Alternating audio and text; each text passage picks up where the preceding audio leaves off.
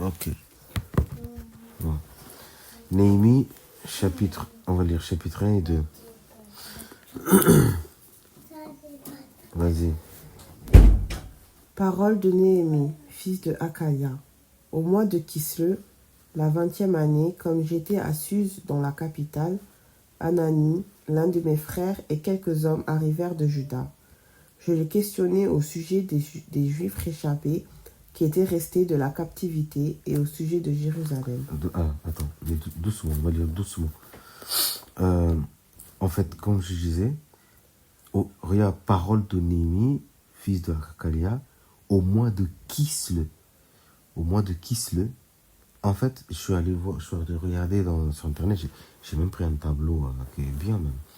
Je vais l'envoyer sur le groupe, qui montre tous les mois. Kislev, c'est le mois de novembre. Tu vois? Donc, au mois de novembre, ici, ce qui se passe, qui s'est passé cet événement. Donc, continuons la lecture tout doucement, et on va voir qu'est-ce qui s'est passé, quelque chose d'extraordinaire dans ce passage. Vas-y, continue. Ils me répondirent, Verset 3, hein? Ouais. ceux qui sont restés de la captivité sont là dans la province, au comble du malheur et de l'eau pauvre. Les murailles de Jérusalem sont en ruine, et ses portes sont consumées par le feu. Ok. Comme je disais tout à l'heure, comme on disait, en fait, c'est Néhémie, Esdras, Daniel. Ce sont des prophètes, en fait, qui est du temps de la déportation, qu'ils étaient en captivité, ils étaient en dehors de Jérusalem. Mais Jérusalem, il y avait quelques personnes, quelques gens, en fait, des gens, les pauvres, tout ça, mais tous qu'ils étaient robustes, jeunes, travailleurs, intelligents, ils avaient tous déportés pour aller bosser, travailler. Et Néhémie, justement, il était échanson du roi. Tu sais ce que c'est, échanson du roi? Échanson du roi, c'est celui qui sert le roi. Parce que le vin, il le manque, quand il n'y a pas de vin, quand il n'y a pas de truc. Et tu vas voir, il va le dire qu'il est échanson plus tard. Mais continue, verset 4. Tu vas voir, verset 4, lis tout doucement, on va voir quelque chose ici. Vas-y. Lorsque j'entendis ces choses, je m'assis, je pleurai, et je fus plusieurs jours dans la désolation. Je jeûnai et je priai devant le Dieu des cieux, et je dis, ô Éternel. Amen. Ouais. Regarde, verset 4. C'est lorsque j'ai entendu ces choses, je m'assis, je pleurai, et je fus plusieurs jours dans la désolation. Et je jeûnai et je priai devant le Dieu des cieux. Et je dis, tu vois. En fait, quand tu vas lire même tout le livre de Néhémie, quand on lit le livre de Néhémie, en fait, c'est l'image de l'Église. Tu vois, l'image de l'Église. Et que tu vois, en fait, tout ce qui va se passer, comment il va y aller pour reconstruire les murs, pour boucher tous les trous, comment il faisait. Et tu vas comprendre, en fait, que quand tu vois ça, c'est l'état de l'Église aujourd'hui. Et en fait, le Seigneur m'a fait grâce de comprendre. Regarde l'état de l'Église aujourd'hui comme c'est. Et entreprendre, toi, à faire comme Néhémie a fait. Pour remonter les murs qui ont été brisés, détruits, pour boucher tous les trous et pour ramener tout le peuple dans la ville de Jérusalem pour les garder, les préserver, les protéger des choses. En fait. Et en fait, le Seigneur m'a fait grâce de comprendre que l'état de l'Église aujourd'hui, nous devons le voir, en fait, comme Néhémie était en train de le voir là, et triste, et il pleurait. Parce que Jérusalem était en ruine. Et donc, lorsque nous voyons l'Église, l'état de l'Église aujourd'hui, notre cœur, en fait, nous les chrétiens, doit être donc dans la désolation et dans la tristesse, de pleurer le Dieu des cieux, de jeûner et de prier le Seigneur pour que, vraiment, il nous fait grâce pour que les choses puissent changer. Tu vois? Et Amen. Ensuite, mais garde bien à l'esprit, au mois de Kislev, et là, le verset 4, ce qui s'est passé quand il a entendu, et la décision qu'il a prise, et qu'il dit, j'ai jeûné et je priais devant les dieux des cieux. Amen.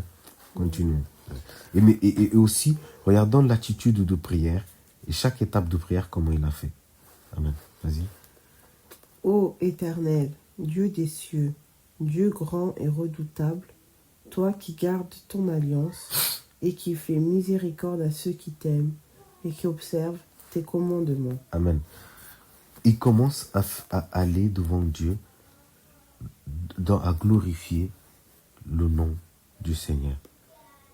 Ô Dieu grand et redoutable. Ils viennent en fait devant Dieu dans une, dans une révérence, d'adoration, avant que de dire quoi que ce soit, de demander quoi que ce soit. Il vient l'adorer, l'honorer, le glorifier tel qu'il est, ce grand Dieu redoutable, tu vois. Et ensuite, il lui rappelle son alliance qu'il a envers son peuple. Et parce qu'il dit, il gardera toujours son alliance envers nous, tu vois. Continue, verset 6. Que ton oreille soit attentive et que tes yeux soient ouverts. Écoute la prière de ton serviteur, que ton serviteur t'adresse en ce moment, jour et nuit, pour tes serviteurs, les enfants d'Israël, en confessant les péchés des enfants d'Israël, nos péchés contre toi. Car moi et la maison de mon Père, nous avons péché. Amen. Regarde, il reconnaît le péché d'Israël, de eux, lui et ses pères, qu'ils ont péché. Tu vois, en fait, là, vraiment, il montre ces choses. Une chose importante ici, dans le verset 6, il dit que ton oreille soit attentive et que tes yeux soient ouverts. Écoute la prière de ton serviteur qui t'adresse en ce moment, jour et nuit. Jour et nuit. Rappelle-toi bien, il dit, je jeûnais et je priais devant le Dieu des cieux. Et là, il dit qu'en ce moment, je t'adresse ces prières jour et nuit. Ah, c'est que Dieu nous aide. Jour et nuit, Néhémie passait le temps dans le jeûne et la prière, jour et nuit, pour implorer le Seigneur, pour qu'il lui accorde grâce devant le roi, pour le laisser aller à Jérusalem, pour reconstruire Jérusalem. Tu vois? Et en fait, ça doit être le battement des cœurs de tous les chrétiens. Que jour et nuit, nous implorons le Seigneur pour qu'il puisse venir nous faire grâce de reconstruire les choses dans l'Église. Renverser, briser, détruire, abattre, arracher toutes les fausses doctrines, toutes les mauvaises choses qui sont dans l'Église et rebâtir, planter à nouveau. Et rebâtir à nouveau dans la saine doctrine de Jésus-Christ. Tu vois? Amen. Continue. Après, on va revenir en arrière. Mais continue la lecture, verset 7. Nous t'avons offensé et nous n'avons point observé les commandements, les lois et les ordonnances que tu prescrivis à Moïse, ton serviteur. Souviens-toi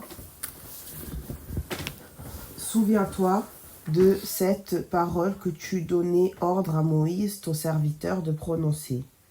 Lorsque vous pécherez, je vous disperserai parmi les peuples.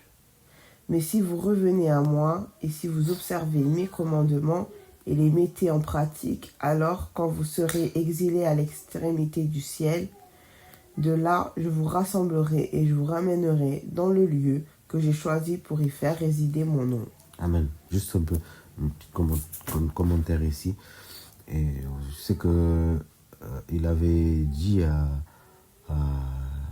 Abraham qu'il faisait de lui une grande nation, mais que cette nation allait pécher contre lui et allait être déportée, tout ça, mais qu'après, il reviendrait. Et je dis que si vous... c'est toujours par une repentance, en fait. Si vous vous détournez de vos péchés et vous revenez à moi, en fait, quand il dit si vous revenez à moi, c'est la repentance, tu vois. Et il dit, j'accomplirai les promesses que j'avais faites sur vous. Et je choisis pour vous de faire résider mon nom. Tu vois. Donc, que l'Église comprenne que, en fait, nous ne devons pas se contenter de notre état spirituel ou de la situation de l'Église actuellement, mais que jour et nuit, nous jeûnons, nous pleurons et nous crions le Dieu des cieux, le Dieu de notre roi, notre Seigneur, pour qu'il vienne changer l'état de l'Église, pour qu'il y ait cette une idée révolutionnaire, c'est-à-dire que a vraiment qu'il y ait un réveil dans nos cœurs pour que chaque bien-aimé frère et sœur prenne conscience de cela et qu'il se lève pour bâtir. Parce que nous sommes appelés à bâtir, à amener le royaume de Dieu. Tu vois, nous sommes des pierres vivantes qui seront à l'édifice de la maison de Dieu. Quand on parle de l'édifice, c'est de bâtir sur la saine doctrine, de bâtir sur les fondements de la parole. Amen. Continue, verset 10. Ils sont tes serviteurs et ton peuple, que tu as racheté par ta grande puissance et par ta main forte. Ah Seigneur, que ton oreille soit attentive à la prière de ton serviteur et à la prière de tes serviteurs qui veulent craindre ton nom. Donne aujourd'hui du succès à ton serviteur et fais-lui trouver grâce devant cet homme. J'étais alors échanson du roi. Amen. Regarde là. Pourquoi il dit là, il finit le chapitre 1, il finit en disant alors j'étais échanson du roi. Échanson du roi, c'est comme je te disais, c'est celui qui sert le roi. Quand il manque le vin, l'eau et tout ça, il est là, il sert. Il est au service du roi. Et c'est pas par hasard qu'il nous dit ça, tu vois. Maintenant, regarde le chapitre 2. Lisons le chapitre 2 et on va voir quelque chose ici de très important. Au mois de Nissan, au mois de Nissan, la 20e année du roi Artaxerxès, comme le vin était devant lui, je pris le vin et je l'offris au roi. Jamais je n'avais paru triste en sa présence. Le roi me dit, « Pourquoi as-tu mauvais visage? Tu n'es pourtant pas malade. Ce ne peut être qu'un chagrin de cœur. » Je fus saisi d'une grande crainte, et je répondis au roi, « Que le roi vive éternellement. Comment n'aurais-je pas mauvais visage, lorsque la ville où sont les sépulcres de mes pères est détruite et que ses portes sont consumées par le feu. » Et le roi me dit, « Que demandes-tu? » Je prierai le Dieu des cieux, et je répondis au roi. Je priai le Dieu des cieux, et je répondis au roi. Si le roi le trouve bon, et si ton serviteur lui est agréable, envoie-moi en Juda, vers la ville des sépulcres de mes pères, pour que je la rebâtisse. Le roi, auprès duquel la reine était assise, me dit alors, « Combien ton voyage durera-t-il et quand seras-tu » C'est pas grave. Vas-y là-bas. Ferme la porte, s'il te plaît. Ouais. Amen. Jusqu'à là, c'est bon. Mais regardons maintenant quelque chose que le Seigneur nous fait grâce de comprendre. Chapitre 2. Il dit au mois de Nissan. Le mois de Nissan, tu sais c'est quel mois? C'est le mois d'avril. C'est le mois d'avril.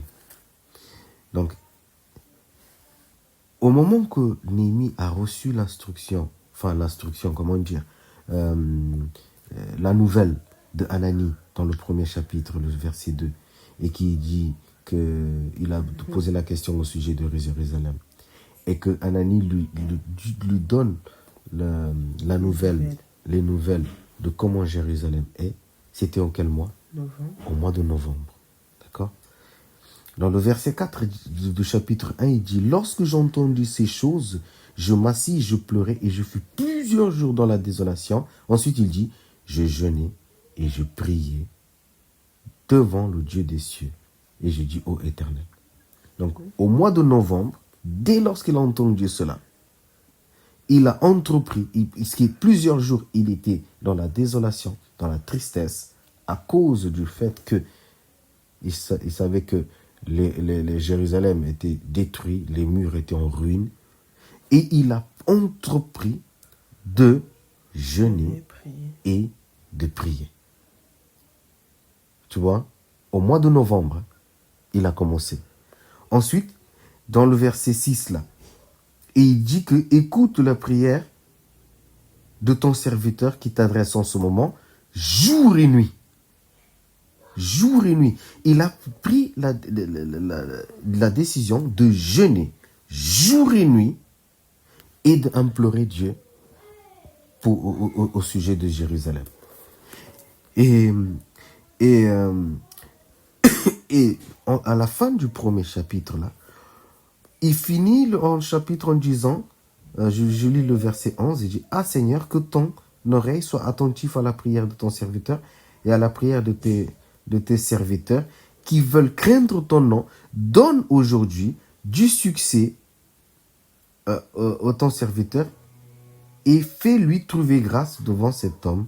J'étais alors échanson du roi. » Donc, ça veut dire que il travaillait.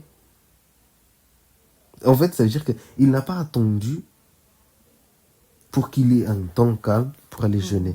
Mais il a pris la résolution de jeûner jour et nuit, tous les jours, jour et nuit, et implorer Dieu pour que Dieu lui accorde grâce d'y aller là-bas pour remonter les murs de Jérusalem, tout ça. Et il dit, alors, j'étais échanson du roi. Ça veut dire qu'au moment même qu'il travaillait, il jeûnait, il priait. Et regarde comment, et jusqu'où il a obtenu la réponse. Verset 2 qu'il dit, au mois de Nissan, le 20e du roi là, il dit, je pris le vin et j'offris au roi. Ça veut dire qu'il était en train de travailler. Et regarde pendant combien de temps ici s'est passé. De novembre, décembre, janvier, février, mars, avril. 6 mois. On va dire 5 mois. 5-6 mois. Quand il a entrepris de faire cela, il a jeûné. Il a fait jour et nuit. Il jeûnait et il priait. Il implorait le Seigneur. Tout en travaillant. Il a obtenu la réponse au mois d'avril. Il a trouvé grâce. Et le temps de Dieu est arrivé où le Seigneur lui a accordé la grâce pour qu'il y va. Tu vois un peu? Ça fait que c'est extraordinaire. Parce que là, c'est pas... Il a entrepris quelque chose de tellement... comment dire? Un engouement dans son cœur de vouloir cela. Et tant qu'il n'a pas reçu la réponse, il a persévéré dans le jeûne et la prière, jour et nuit, et imploré la grâce du Seigneur parce qu'il regarde, il dit quoi dans le verset 11. Il dit, fais-lui, à ton serviteur, aujourd'hui, donne du succès à ton serviteur et fais-lui trouver grâce devant cet homme. Alors que j'étais chanson du roi. Donc, et ensuite, quand il va voir le roi, et quand le roi lui donne tout, et là, Dieu touche le cœur du roi. Il ouvre le cœur du roi. Et en plus, chose étonnante, ici aussi, il dit, dans le verset 2, quand il dit, au mois de Nissan, le 20e année du roi, c'est bizarre, je n'arrive pas à le lire, comme le vin était devant lui, et je pris du vin, et je offris au roi. Et il dit, jamais je n'avais paru triste en sa présence. Ça veut dire que pendant ces 5 mois-là, quand il jeûnait, il priait, il était dans une disposition de cœur où, en fait, les gens ne voyaient pas, ne savaient pas ce qu'il faisait, en fait. Mais il était dans le jeûne et la prière, en travaillant, tous les jours. En fait, le Seigneur m'a fait grâce de comprendre que tu travailles, que tu fais les trucs, ce n'est pas une excuse pour dire, ah non, je ne peux pas jeûner, en fait. Ce que Dieu veut, c'est que nous faisons les choses avec le cœur. La disposition du cœur qui compte. Pourquoi tu veux le faire? Et que ça ne signifie pas que tu dois faire 3, 4, 5 jours. Si tu peux, gloire à Dieu. Mais avec le peu que tu as fait. Et Dieu bénit. Tu vois? Et tu vois la persévérance aussi. Voilà, la persévérance aussi. Parce que il y a ceux qui ont le temps de prendre le temps de jeûner, mais il y a aussi, même en travaillant, nous pouvons faire les choses. Même en faisant plein de choses. Tu vois? Alors, dans le chapitre 2, là, aussi le verset 4, on voit que quelque chose d'extraordinaire, c'est que Néhémie mais pendant qu'il travaillait, Néhémie priait dans son cœur. Néhémie priait dans son cœur. Il avait certainement le temps, lorsqu'il avait ses pauses, il allait prier, mais Néhémie aussi également priait dans son cœur. Regarde le verset 4 de chapitre 2. Quand le roi lui parle, parce que là ils sont dans une conversation, tu vois, le roi, verset 4, le roi me dit, que demandes-tu? Je prie. Regarde, avant de répondre le roi, qu'est-ce qu'il dit? Je pria le Dieu des cieux et je répondis. C'est-à-dire que Néhémie priait dans son cœur. Parce que c'est comme la prière de Jésus dans Matthieu, que Jésus nous demande, voici comment prier. Et Jésus nous dit, notre Père qui est dans les cieux, que ton nom soit sanctifié. Premièrement, sanctifier le nom du Seigneur. Alors, avant de parler de cette prière, Jésus nous dit, lorsque vous voulez prier, entre dans ta chambre et prie ton Père qui est dans le secret, et ton Père qui voit dans le secret te le rendra. Et en fait, il y a deux mentions dans ce passage-là de comprendre, c'est que il y a cette dimension qui est d'une manière littérale, qui est notre chambre, qui est la chambre normale. Tu peux entrer, fermer la porte et prendre le temps de prier. Mais il y a un deuxième volet dans ce passage qui est la chambre secrète, c'est notre cœur. Là, nous avons cette grâce-là de pouvoir prier le Dieu des cieux à l'intérieur de notre cœur sans que personne même le voie, mais il n'y a que le Père qui le voit, partout où nous sommes.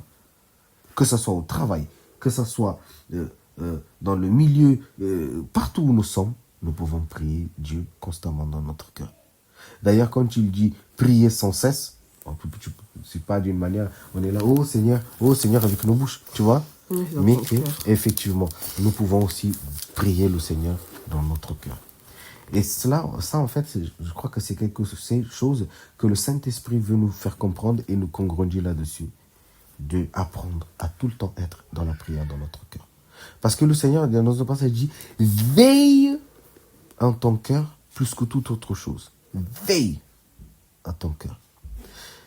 Car de là vient la source de la vie.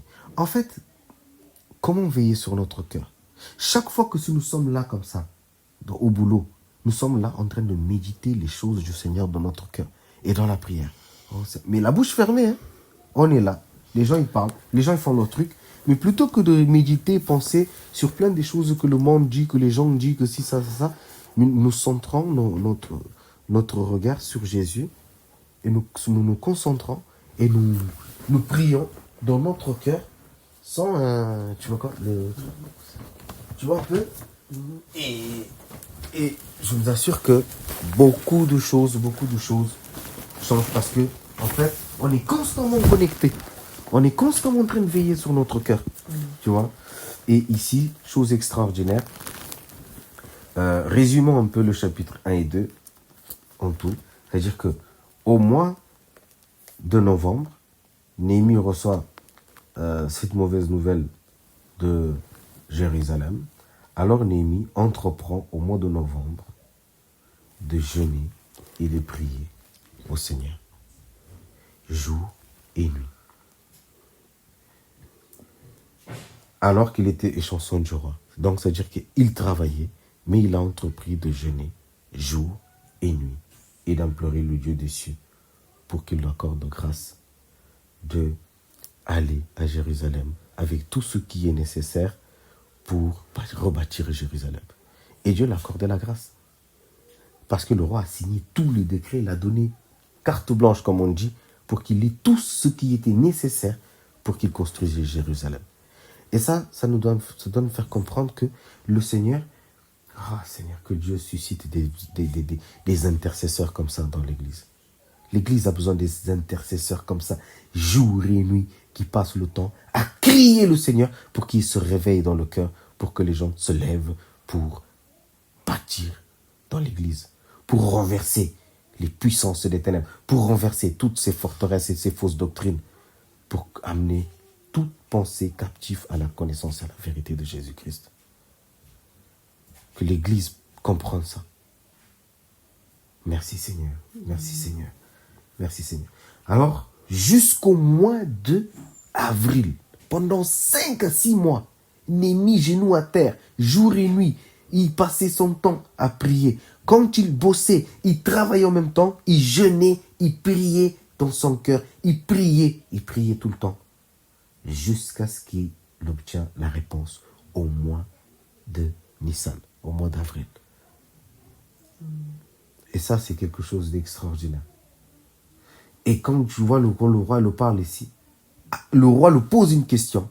Avant qu'il réponde au roi, il dit, je pria le Dieu des cieux. Mais il pria comment? Dans son cœur.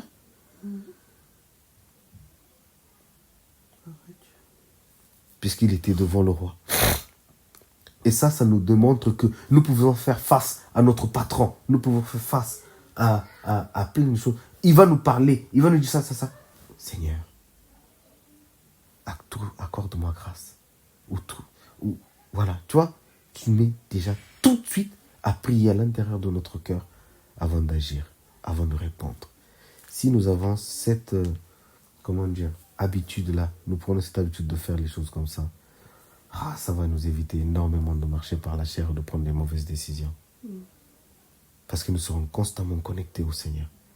Et c'est là où le Saint-Esprit va nous aiguiser et comprendre vraiment la volonté de Dieu. De quelle manière? Voici mon fils, ne va pas plutôt par là, mais va par là. Descends par là, monte, va à droite, va à gauche.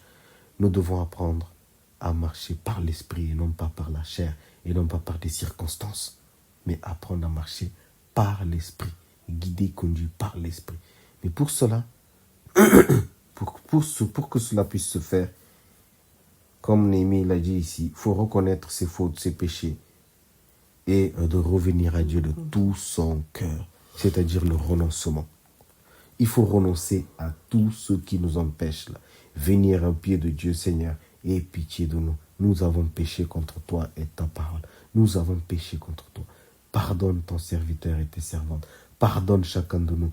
Les intercesseurs doivent mettre le genou à terre, implorer pour l'Église, implorer pour nos pères, implorer pour nos frères, implorer pour que Dieu pardonne, Il doit y avoir une repentance profonde, un renoncement profond pour qu'il se réveille dans le cœur, pour que les enfants de Dieu se lèvent, se réveillent, pour secouer cette ville, pour secouer la ville, pour qu'il y ait plus de conversion, plus des âmes sauvées, et pour renverser les fausses doctrines, pour amener toute pensée captive à la connaissance de notre Seigneur Jésus-Christ. Que toute l'honneur revient à Dieu. Gloire à Dieu. C'est merveilleux ce livre. Et quand on va continuer à lire ce livre-là, tu vas voir que c'est tellement fort, c'est extraordinaire. On arrive, Giovanni, d'accord? Père, merci. On va prier, d'accord? On arrive, ok? Merci, Seigneur. Père, merci de ta grâce. Père, merci de ta miséricorde. Père, merci pour chaque moment, chaque instant. Père, merci pour ta parole. Seigneur, nous te disons merci, Père, pour chacun de nous, pour nos bien-aimés, frères et sœurs, pour l'Église. Ô Roi de gloire, merci. Ô Roi de gloire, merci. Seigneur, pardonne-nous. Seigneur, pardonne-nous, ô Dieu Tout-Puissant. Aie pitié de chacun de nous. Aie pitié de nous, nous avons péché contre toi, en désobéissant à ta loi. Nous avons péché contre toi, Seigneur. Donc, du compromis, nous avons compromis avec le monde, avec tant de choses. Seigneur, nous te demandons pardon. Pardonne nos bien-aimés frères. Pardonne nos sœurs. Pardonne chacun de nous. Pardonne ton Église. Viens nous laver, nous sanctifier. Purifie-nous, Père. Éloigne nos cœurs des choses du monde. Seigneur, viens ôter, arracher toutes ces mauvaises choses dans nos cœurs. Et donne à tes enfants à te servir de tout cœur. Incline notre cœur à obéir à ta parole. Incline le cœur de chacun de nous à faire ta volonté. Seigneur mon Dieu, aie pitié de nous. Seigneur, pardonne-nous. Seigneur, pardonne l'Église. Pardonne chacun de nous. Mais relève chacun de nous. Seigneur, qu'il y ait une repentance profonde dans les cœurs. Répands l'esprit de grâce et de supplication, de repentance sur l'Église, dans la vie de chaque bien-aimé frère et sœur, pour qu'il y ait cette repentance profonde, vraie et sincère, dans un cœur honnête, Seigneur, devant toi, afin que tu nous relèves, que tu nous laves, sanctifies, purifies, et que tu nous envoies pour aller travailler dans ta moisson, pour bâtir, Seigneur, sur les fondements de Jésus-Christ. Alléluia, que ton nom soit loué, que ton nom soit béni. Père, merci. Merci encore une fois, que ton nom soit loué. Merci Seigneur. Alléluia. Amen. Amen. Alléluia, merci Père, merci Père.